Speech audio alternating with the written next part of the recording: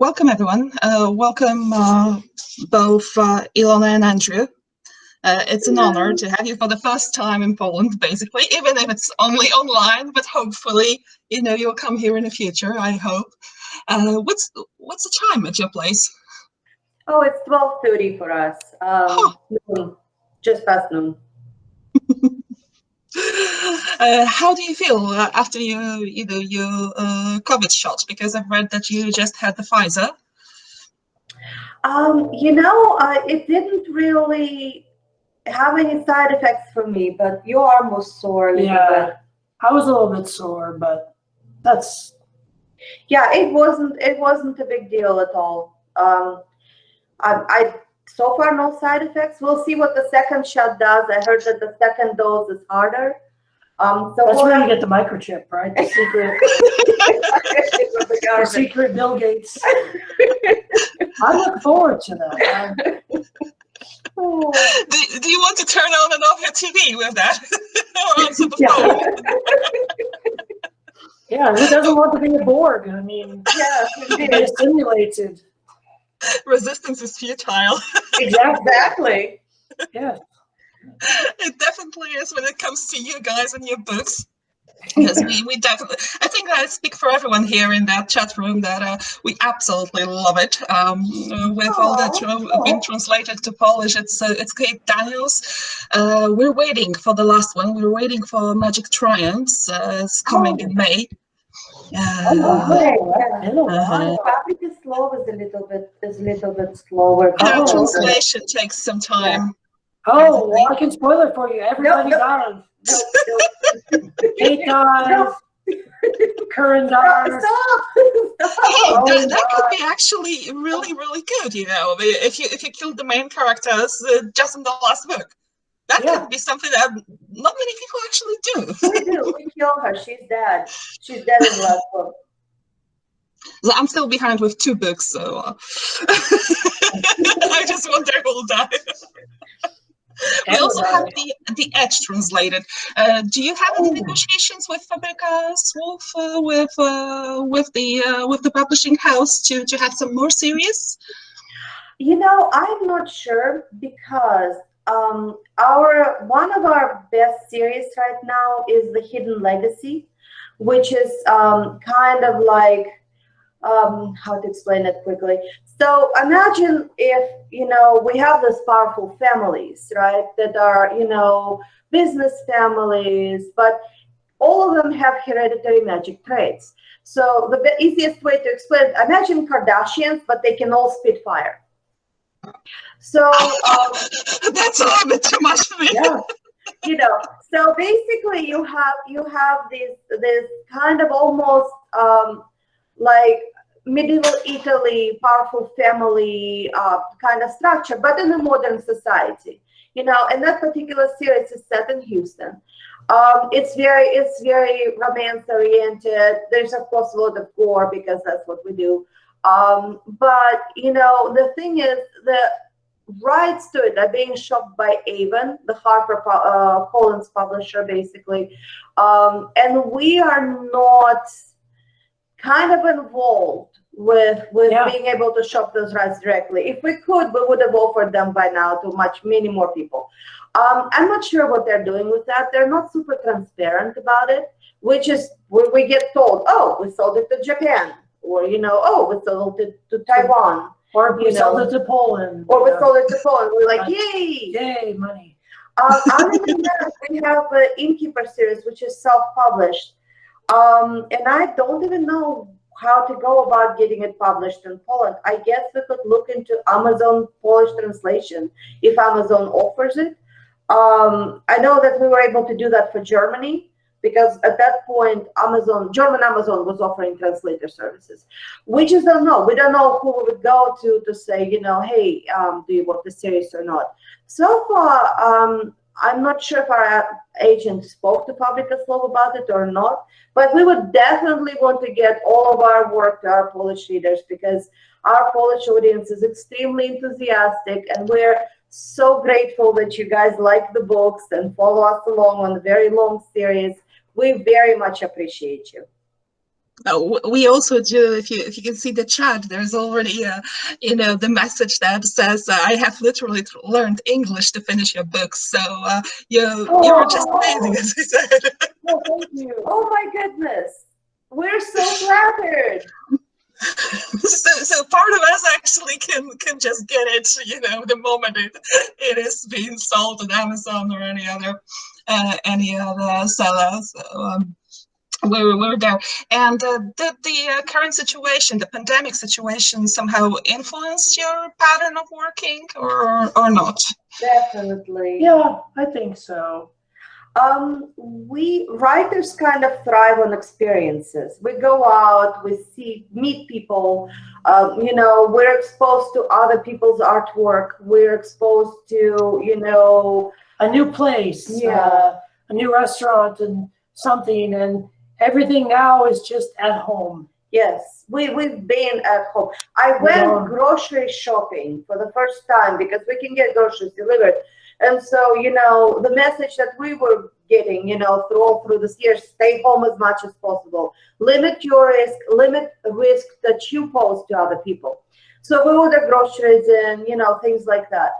And like last Wednesday, after I had the shot, I actually went grocery shopping for the first time in a very long time. And it was like an amazing experience. I walked through and I bought mushrooms that I would normally buy, so the problem is when there is no inspiration coming from anywhere, you're kind of stuck in your own brain. And the comic books and TV shows can only get you so far. A lot of people, a lot of our peers actually, our friends that are also writers, had really difficult time finishing projects. They had very difficult time actually reading. The attention span just wasn't there.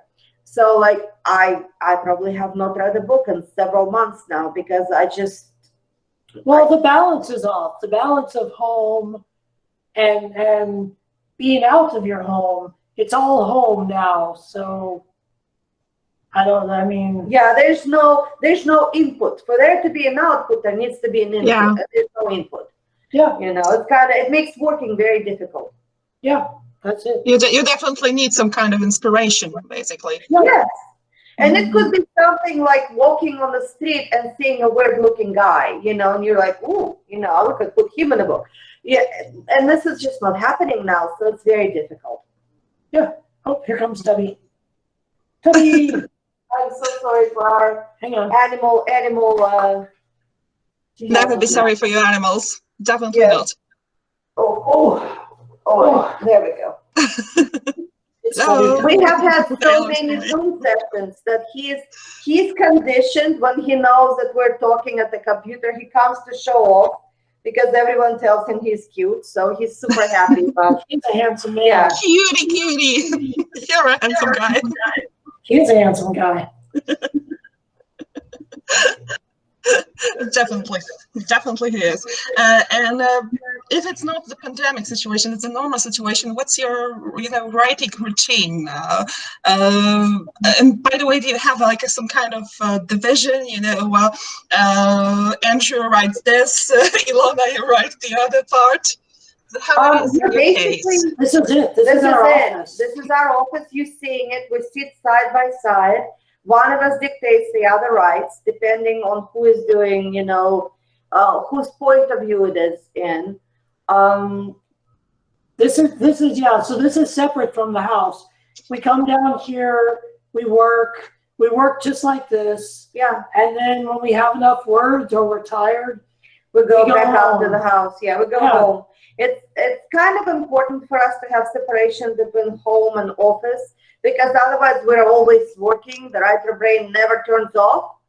So, it's very important to have some kind of balance between working and not working, because otherwise you get diminished output. Instead of being able to write a scene in a single sitting, if you're continuously thinking and thinking and thinking and never rest, you end up basically taking a lot longer to get it done. So, but that's how we work. You know, one of us dictates, the other one types. We make edits as we go along, and that's basically it. Yeah. Yeah, we were writing just before we basically. Yeah, we were down here writing before. Yeah. Before this. So we always have the animals, except like when it's like yesterday was so bad. It was raining. Yeah, we're getting thunderstorms now. Texas is our part of Texas is very famous for them. So yeah, sometimes disruptions like that happen. Yeah. Sometimes it's welcome. Yeah. You've already told us that you like an inspiration, you know, to appear. What was basically your inspiration for the urban fantasy genre? You know, it's kind of our modern folklore. You know, when you talk about fairy tales, like we all are, you know, in Eastern Europe, everybody likes their fairy tales, their folk stories. Oh, yeah, we do. You know, but the thing to remember is that when those folk stories originated, they were contemporary to people who made them. You know what I mean? They talked about everyday life, you know, and then we just now we see them generation later. Obviously, our lives changed. So for us, this is our version of a folk fairy tale. It's contemporary to us. This is what our life looks now, and we wanted to see what would happen if we inject a little magic into it. Yeah, like I saw something really funny. Speaking of what you said, there was a tweet, and someone said that I can't believe women, when they churned butter in the old days, didn't listen to podcasts about Bigfoot. And someone said, well, when they were involved in something like that, everyone told stories while they were involved in this sort of long manual labor. People would tell stories and stuff. So in a way, they did listen to podcasts about their version of it. Yeah. So maybe that's what that is. You know, that's our fairy tales that we tell. Except now we all tend to live in cities or suburbs. Yeah, we tell urban legends. Yeah. I don't know if you guys have that. We have urban legends about, you know, serial killers and monsters and the black hand that comes out. Yeah, we kind of have something about Black Volga, the car that was appearing, and, you know, taking up the kids, and all the vampires live there. So yeah, we do. We actually do. Yeah, we have Bigfoots and alligators in the sewers. So. Yeah, it's irrepressible, no matter what age, no matter what historical period. I think people will always make their own folklore. And so we're just adding to that. Hopefully, you know, it's entertaining and fun, and that's all you can hope for. Yeah. We can tell it's fun. It's definitely fun on our side.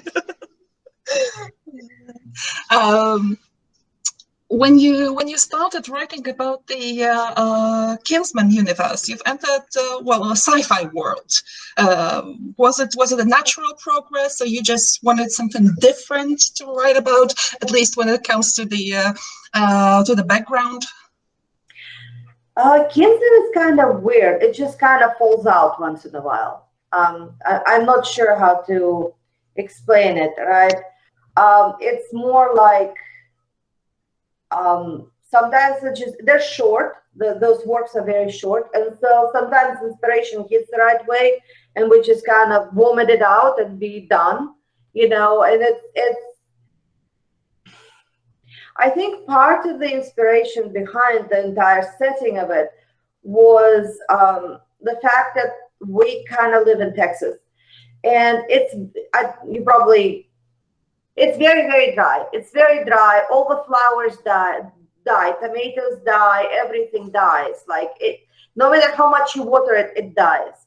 And so when we were writing, you know, like particularly like the second one, I was really homesick because I myself am from south of Russia, kind of on the border with Ukraine. And there, you know, you plant a stick in the ground and it will blossom into a nice, you know, flower for you. And so I was really sick. I was homesick for flowers, for stuff that doesn't die, for that colorful kind of environment. And so, yeah, it was a little bit of homesickness and a little bit of wish fulfillment. And it just kind of happened. Yeah, I mean, we both like to read sci-fi stories. So it was fun to do one, I guess. Or yeah, it was very fun to do one. That's actually what we were working on down here earlier. Yeah. Was a new the third one, the third Kinsman story. Oh. The second one coming. It would be the third one. Yeah, it's you know, this one is the longest and probably the most violent. We're working on like the final battle scene just before we logged in. So yeah. Yeah. Hopefully there'll be blood, lots of it. You're such a bloodthirsty writer. Yeah. You know, it's interesting because we sometimes post bits and pieces of our stuff on the blog for our readers. We have a very active blog, and you know, we get people, and we'll post something like, "Oh, hee hee ha ha! Look at this funny joke the characters did," and the reaction is like, "Yeah, it's funny," and then it's like, show the character cutting somebody's head off, and like, "Oh, wait, there's gonna be more. What is this? What is this a part of?" So for some reason, people react to violence. I don't know if we have like especially bloodthirsty fan base or Americans. Yeah. You know, that always surprises me. Americans, we're very conservative about like sex and nudity. But if you want to chop somebody's head off, like that's okay. That's true, actually. You know, and I think it's cultural. Like, we've always been allowed to have a lot of violence, even on television, but not so much other things like.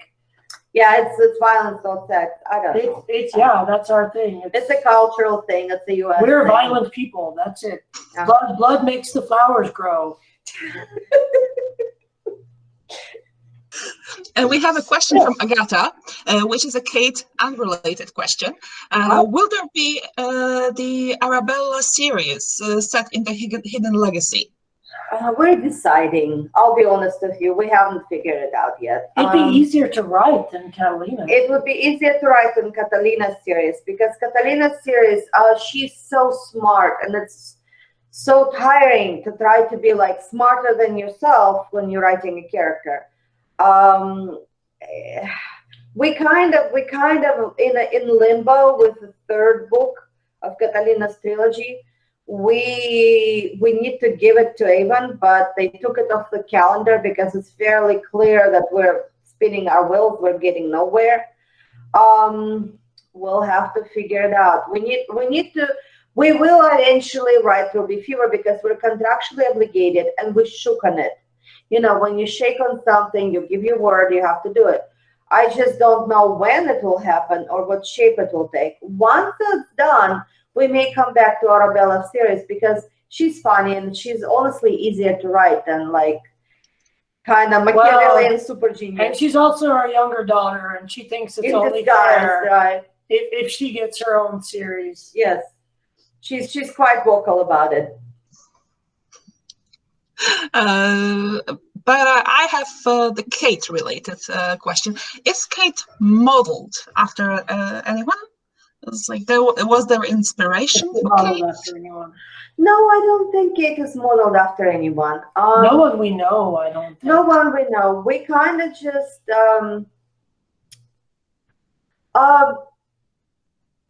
you know, when I was much younger, I read the science fiction story, and it talked about melding sort of different nationalities and races because it was taking place far in the future. And the population of Earth had become kind of somewhat homogeneous, you know what I mean? And it had like that interesting type of like kind of fit, lean, you know, with tan skin or darker skin, dark hair. And I always thought that the concept of like different nationalities merging was really interesting. And so I always wanted to like, it kind of fascinated me. I wanted to see like, what did people look like in ancient times? What do we look like now comparatively? What will we look like in the future? And so from that, there was kind of a fascination with ancient cultures, you know? And so we really thought that the stories that are told in the Bible, you know, the Genesis, the earliest stories were very, very interesting. And what if, you know, some of the stuff that's written in there could be taken literally. Like, what if, you know, when Esau bit Jacob's neck, he was really a vampire? Things like that. And from that, we kind of started pulling together sort of different interesting bits and pieces. And somehow Kate just came out of that. You know, obviously she's half Russian because my background, and I am Russian. And then she's half this ancient race that we basically knowing very little about, except for like some stone carvings. And it was just interesting to mess with that and to play with that and to kind of make her into this warrior. And then from that, you know, well, how does one become a warrior? What sort of training would one have? What sort of impact that type of training would have on a child? And so that's how basically Kate kind of came to be. We honestly do not know anybody who runs around with a sword and basically stabs people randomly and kicks them in the face. So I just want to put that out there. We don't. Yeah, you've already said that the American violence. Question from Violetta. Are you going to write more books about Julie? Yes. Yes. Yes, I think so. It's on the calendar for this year. Probably. So, yeah, we're going to try to start it this year. That's the goal. The goal is to start it this year. So, you know, American readers can have it basically sometime next spring, hopefully. Yeah, well, that was actually the question. Like, what's next? Are we going to, is it going to be the next Udom Bray book? Is it going to be the next Julie book? You know, could those two have a slight crossover? Of course they could. Yeah, of course they could. And so it would be an interesting thing to play around with. So do we do the next Innkeeper book? I don't know. We have not decided. We're hoping we absolutely have to do the second Hugh book in the near future, because we need to give the second part of, like, the first book was about Hugh. The second book will be about Ilara, his wife. And so we need to get that book out there. We have it somewhat reasonably planned out. It shouldn't take too much time. It's really dark. And we were supposed to start it during COVID, and we just couldn't do it because we were just having horrific images coming out of New York where they had like trucks, refrigerated trucks filled with bodies, and it's just, you know, it was just too dark. We couldn't do it. So hopefully now that we will all get vaccinated and life resumes, we can do the second book. Yeah, someone's saying it's on hold. No, it's not necessarily on hold, Agatha, if I'm pronouncing that correctly. It's more to be determined, but it will be this year. Hopefully it will be this year. We're trying. The other book, our daughter, our youngest daughter, that's the only book in our series that she reads. Of all of our books. Yeah, she only reads the few books. And then she's very, very firm with us. She's like, give the people what they want. Write the second few books. So yes, so that is obviously a factor. Yeah. She's our speaker, basically. Yeah. Aga asks, which of your books is your favorite? Whichever one we're working on right this second, to be honest with you. No, that's the one I hate. Yes, we hate it at the same time. I want it to be done. Just be done. We want it to be done, you know. But then, you know, it comes out and there's stress with the book release. So then we're stressed out about it. And then we forget what it was about and move on to the next project. And that's kind of how it works. I don't know. I think I really liked Magic Triumphs, the book you guys don't have. You like Bayou Moon, too. Bayou Moon is my favorite, though. Yeah, Bayou Moon is my favorite. I don't know. For me, it might be Silver Shark of the Kids Den. I just have good feeling associated with it for some reason. I'm not sure why. I'm just like, I like it. I'm proud of it. I don't want to mess. Like, usually when I look at our old work, I want to edit it or mess with it. I don't want to mess with Silver Shark. It's fine the way it is. So, yeah, I guess that one is for me. Yeah. Are your kids going to write? Oh, they're just like the Star Wars fans kids that grow up and, you know, just watch Star Trek. Yes and no. Yes and no. Our oldest daughter has almost finished her book. It is a gargantuan. It is like the size of 2 normal books because it's her first attempt. And so she has written everything down. We are hoping to celebrate completion of the first draft tomorrow. Our youngest one, you know, she is incredibly talented, just as our oldest daughter is, but getting her to actually finish something is so difficult. It's like, she's a great starter. She has so many great books that she started and didn't. Yeah, it's a flash of brilliance, and then it fizzles, and then you're like, oh, just finish it, make it into a short story. Like, add another 3,000 words, it will be a short story. She's like, no, I'm done. Yeah, she's very fond of new beginnings, but she tires easily. Yeah, she tuckers out quickly. Yeah. Do they give you their works just like mom, No, dad? no. They never let us see it. We are not permitted. No. We were told that our oldest might let us look at the edited version, but that's it. We are, like, I have not seen more than like 2 paragraphs of what she has written. I have no idea what it's like. Yeah, we talk about it, you know, we talk through the plot points when they have like plot issue problems, but I think they're afraid that we will stop being parents and start being literary critics or something, or you know, critical peers, and say like, this is why your stuff sucks. I still love you, but you're terrible. You're terrible. Which we would never do, obviously. Oh, I would. I don't care. I'll tell them. They suck. There you go, parents. It's recorded in case you don't. That's my job as a dad, to let them know that they're not special and they're not good. He's joking. No. No, I'm not. Yeah. You can tell them they're great. That's fine. You can tell them how good they are. I noticed we're almost out of time. Oh no. Yes. Oh no. Okay, I would. Go ahead. Sorry. No, I'm good. All right. I was just going to say that our time is almost up, and I can see our next guests are showing up. Oh no, it just disappeared. So if someone has last question, now it's your time. It's Vita. It's welcome, basically. Do you like coming to different conventions? Oh, yes, actually, we enjoy the conventions. We enjoy meeting the readers. You know, we hate book tours because they're so draining, but conventions are always fun. It's always fun. We were able to finally make it to Europe just before the COVID hit, and we attended the convention in France, and it was amazing. We had people coming in from all over Europe. It was just, we had so much fun. So yes, if we ever are able, we would love to come and visit Poland. Yeah, we would love to welcome you to Poland.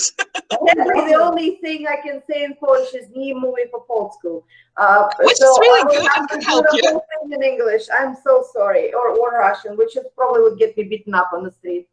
But not really. We would love to come and visit you guys. Thank you so much for coming to see us today virtually. We really appreciate it. Sorry. Thank you so much for being with us. I wish we had more time. Yeah, we wish we had more time, but it was so much fun. Thank you for having us. Sorry for a moment. Sorry. If you want to, I will send a link. We have something like a pub after a convent where you can continue the conversation if you want.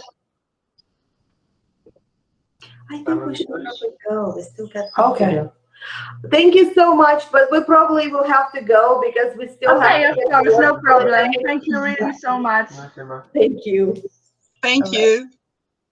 See you soon, hopefully. Bye.